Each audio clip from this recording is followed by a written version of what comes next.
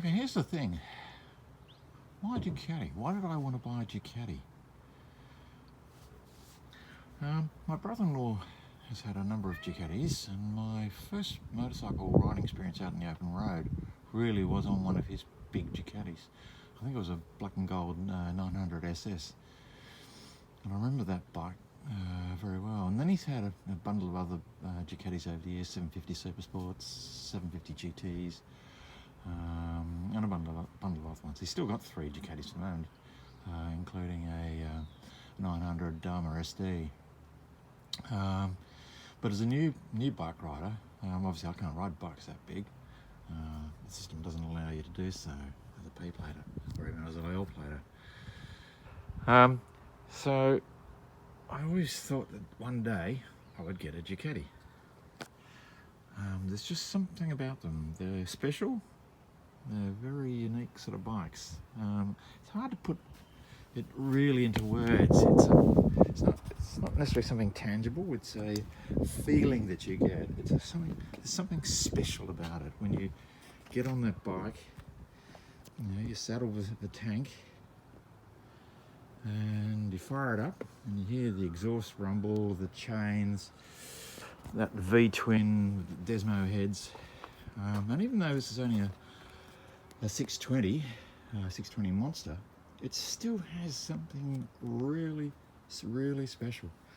Various friends of mine over the years have had BMWs and Kawasaki's and Yamahas, and I've ridden bikes like that. I had to ride 250 Yamahas and 250 Hondas and 175s and so on as part of my training. And when I first got my first bike, which was a Piaggio Fly 125, look, it was cute. It was nice. It was zippy to get around town, to do the shopping and stuff like that. Exceptionally economical. But it didn't have quite that same level of passion that you get from a real motorcycle. And I think that's probably a big part of it. For me, this bike, which is a 2006 Monster, has that passion. It's funny, I actually didn't want a red one when I first started looking for Monsters. And I really thought I'd get myself a Ducati. I was looking for a yellow one, because I thought, well, they're fairly unique. There's not that many yellow ones around. They're either mostly red or black, and occasionally a white one or whatever. Why a Monster? Yeah, good question again. Fundamentally, it fits in within the LAM scheme, the learner approved system we have here in Australia. Hey, Oscar, my black cat. And so, I started looking, but originally I was looking for things like a 400, because I thought, gee, anything bigger is just going to be too powerful for me. I don't have the experience to ride anything bigger than that.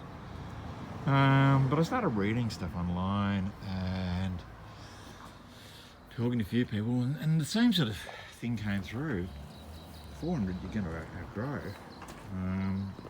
too quickly, and then what? You're going to have to sell it and buy another bike. So I thought, okay, well, all right, I'll start looking for something bigger. So I started looking at 600s, needless to say, like most newbies. YouTube was a great source of information, and so I devoured every video I could see on YouTube of a 400 or a 600. And then somewhere along the line I became aware of the 620. I hadn't actually heard of it when I first started looking for a Ducati for a Monster. And the more I read into it, I liked the idea of the 6-speed box, the fuel injection, hey Ben, and the fact that it's got the twin discs up front. In terms of extra power, it's not that significantly greater over the 600. But the other thing too is that there doesn't seem to be a lot of difference in the price, at least here in Australia, between a 600 and a 620. I only paid $5 grand for this, which I reckon is pretty bloody reasonable, considering it's got the Termagoni exhausts, which are superb. They're worth about $1,000. Previous owners, one of the previous owners has done a tail chop on it, which tidies it up really nicely. Put little LED indicators on the back. What else? The guy I bought it off, he's wrapped the exhaust. I'm not really sure why he wrapped the exhaust. I think it's to do with heat, but that's fine. Yeah, it's just down there, as you can see, it's been wrapped. The only other modifications to the bike are the mirrors. These aren't obviously the original factory mirrors. When I got the bike though, it had some really shitty mirrors which you couldn't see anything. I got these off eBay, yeah, great. But they're better than nothing. They do, at least I can see with them. They're slightly tinted. I've had the bike serviced, had the belts changed, yeah, and just given her the once over to make sure that she's all fine, which she is. We put a new clutch handle on it, and I put a new gear lever on it. Very easy job to do yourself, no problems. And obviously lube the chain, keep an eye on that. Giving the bike a bloody good clean up, polish. It's only very low K, it's only 20,700 odd Ks now. When I got the bike it was about 20,400 odd. So I really haven't actually done a lot on it. I've only done about 350 or so Ks on the bike so far in the last couple of months that I've owned this bike. But of course, we're going into winter now, so you've got to pick and choose your days when to ride. At least I do. I'm not too keen on going out when it's filthy wet and raining and windy and horrible. It's just not what I want to do. I actually want to keep the bike in a good nick. I do need to repaint that brake lever, the driver's side brake lever. The right hand side brake lever. Sorry, I'm a car driver, obviously. Anyway, yeah. So, what did I find when I first got the bike? It was interesting. I actually found it really quite daunting. I was a little bit overawed with the power that it does have. I found the clutch extremely hard to get the hang of with the clutch and throttle and so on. But the more I ride the bike, the easier that's become. And it is very much a matter of just getting used to it.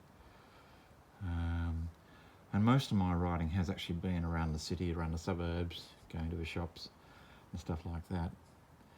So, you know, I haven't done a lot of sort of long distance riding or anything else like that. I've actually only done a couple sort of longer rides on the bike so far, but hopefully as we come out of winter and go into spring and summer, then I'll take the bike for some proper long rides and really get to grips with the bike. But I can tell you this much, the handling's there, the power is certainly more than adequate for my needs. And I'm not young, I'm not old. I'm not a kid, I'm not going to be terracing around and trying to pop monos or anything stupid like that. I'll leave that for other guys on other bikes to do that. I actually want to preserve my licence, funnily enough. And that's not what I bought the bike for anyway. I'm not an idiot. You know, I bought to enjoy the bike, to go cruising, go camping with it, and to do some touring with it around the state, which I suspect I'll probably be just by myself, because I don't really have any friends who have bikes these days, apart from my brother-in-law.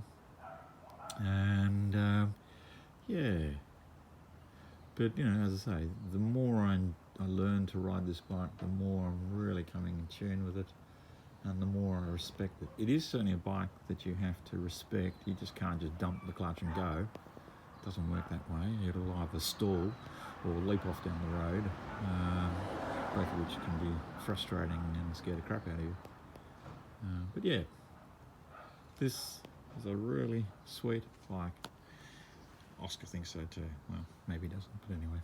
He does know it. He's certainly come home when he's heard the sound. So he's got to know the sound of this Ducati. So what can I say? I love this bike. I think it's great.